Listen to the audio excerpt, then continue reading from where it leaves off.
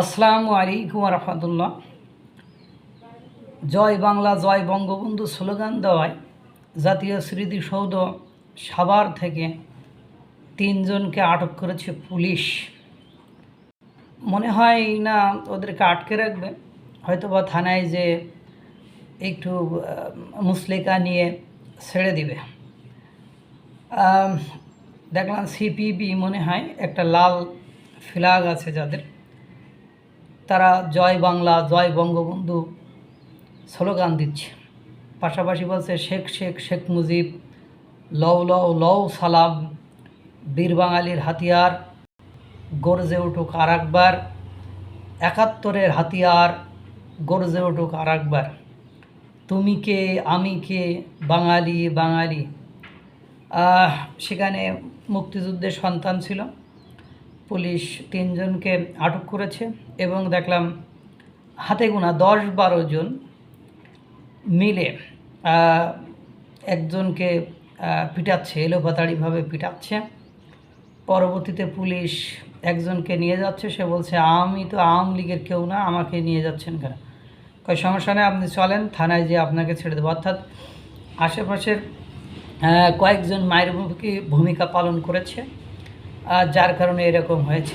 আজকে দেশ টিভি না কোন টিভিতে মুক্তিযুদ্ধ বিষয়ক একটা ভিডিও চালাচ্ছিল, সেখানে তো জয় বাংলা স্লোগানে মুখরিত ভিডিওগুলো ৭১-এর সময় মুক্তিযুদ্ধের সময় জয় বাংলা স্লোগান দিচ্ছে দেখলাম। ওই যে যারা মুক্তিযোদ্ধা ফ্রিডম ফাইটার ছিল তারা জয় বাংলা স্লোগান দিচ্ছে। যাই হোক, এখন ঘটনা হয়েছে, এখান থেকে তাদেরকে গ্রেপ্তার করা হয়েছে, আটক করা হয়েছে এবং তাদেরকে পিটানো হয়েছে। আমার কথা হলো, ভাই আপনি একটা পক্ষ যদি আপনারা ছাড় না দেন, তাহলে আপনারা বৈষম্যহীন সমাজ কিভাবে গড়বেন? আজ যাদেরকে এই মানে করেন স্মৃতিসৌধে জয় বাংলা জয় বঙ্গবন্ধু স্লোগান দেওয়ায় পিটালেন, আপনার ক্ষমতা তো চিরস্থায়ী নয়। সে যে ধর্মেরই ক্ষমতা হোক, যে ব্যক্তিরই ক্ষমতা হোক, পৃথিবীতে কোনো একনায়কতন্ত্র বেশি দিন টিকেনি, কোনো স্বৈরতন্ত্র বেশি দিন টিকেনি, কোনো গণতান্ত্রিক সরকারও কিন্তু দীর্ঘস্থায়ী হয়নি। ক্ষমতার পট পরিবর্তন হয়েছে সে ইসলামিক যুগ থেকে, ইসলামের আমল থেকে। তারপরে যে কোনো যুগ, মানে সম্রাট আকবর বলেন, আওরঙ্গজেব বলেন, যেই বলেন না কেন, ক্ষমতা তো পরিবর্তন হয়।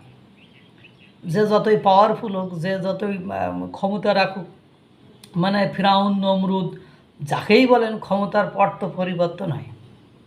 আজকে আপনি যে গায়ে হাত দিয়ে একটা ঘুষি মারলেন, আর বর্তমান যুগ এমন একটা যুগে এসে পৌঁছেছে যেখানে এভরিথিং মানে ক্যামেরাবন্দি হয়ে থাকে, ওখানে কে কাকে মারছে সেটা সুস্পষ্ট দেখা যাচ্ছে এবং এই বিষয়গুলো বাংলাদেশের একাধিক গণমাধ্যমে দেখাচ্ছে, এই মারতেছে কে।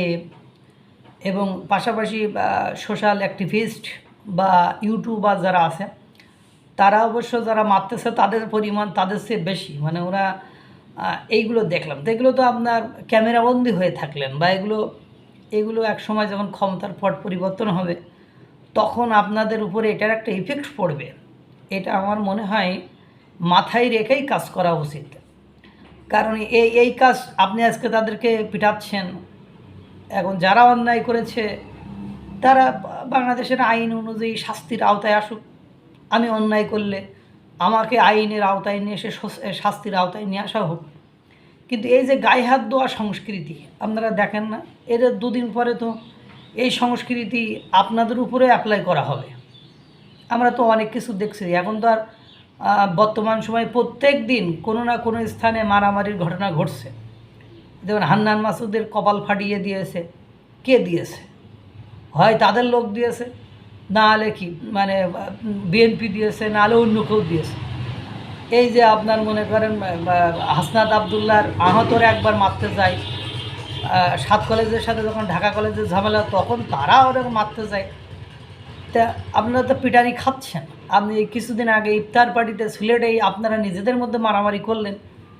তো এই রাষ্ট্রবিজ্ঞানের ভাষায় আপনার কিলার মাস্ট বি কিল, হত্যাকারী অবশ্যই হত্যা হবে। সুতরাং এই যে সংস্কৃতির ভিতরে নিজেদেরকে ফেলছেন, এটা হজম করতে পারবেন তো?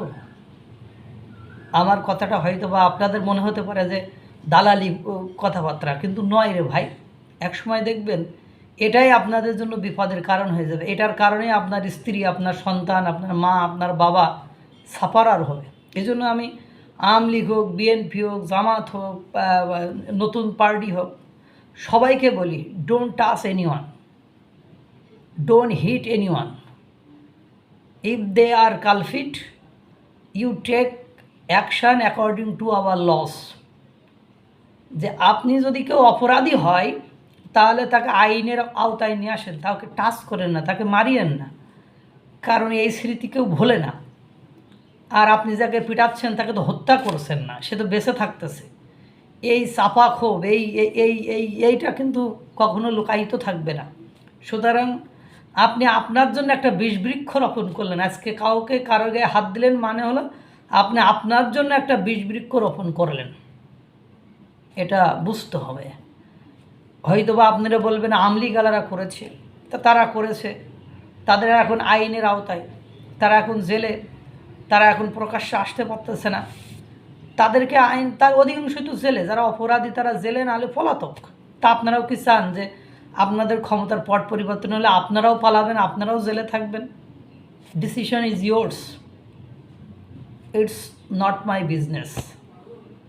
আল্লাহ তাআলা সকলকে ভালো রাখুক, সুস্থ রাখুক। আসসালামু আলাইকুম ওয়া রাহমাতুল্লাহ।